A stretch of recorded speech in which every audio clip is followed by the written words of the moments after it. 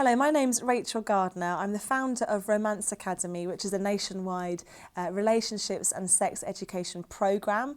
I was part of the Sex Education Forum for a few years, bringing a faith dimension to how we consider policy of what young people need to be taught in the classroom about sex and relationships. And I think a classroom can be a wonderful environment for young people to practice the skills of communication, listening, assertiveness, understanding, sort of increasing awareness around consent, around what healthy relationships do and don't look like, and beginning to practice some of those interpersonal skills that young people need in day-to-day relationships.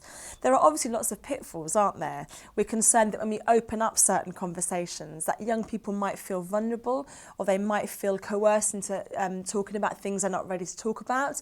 We're concerned that maybe it might not be age or stage appropriate for particular young people. There's a few things that I've seen really works in terms of best practice.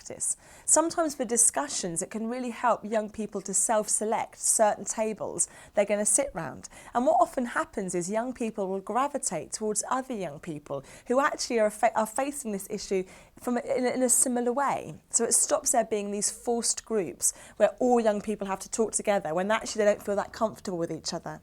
I think it can be really helpful to build up around the walls a bank of wisdom, of positive statements, of that kind of environment that sets the scene of what you're going to be talking about. So even before you start conversations about sex, sexuality, relationships, they've already begun to have provocative questions or messages or ideas around the wall, like, how would you know this is a healthy relationship? Or what 3 things would give you a clue that this is not a healthy relationship? Getting people thinking already. As a youth worker, I'm a firm believer that we do in some way model what we talk about. It's not appropriate for us to share all the details about ourselves, but we are people who are more than just information carriers. We are wisdom bearers, aren't we? And we've picked up a lot of life experience. And somehow finding ways to just share that appropriately about our own thought processes, how we began to think more positively about relationships, can be really helpful for young people as well.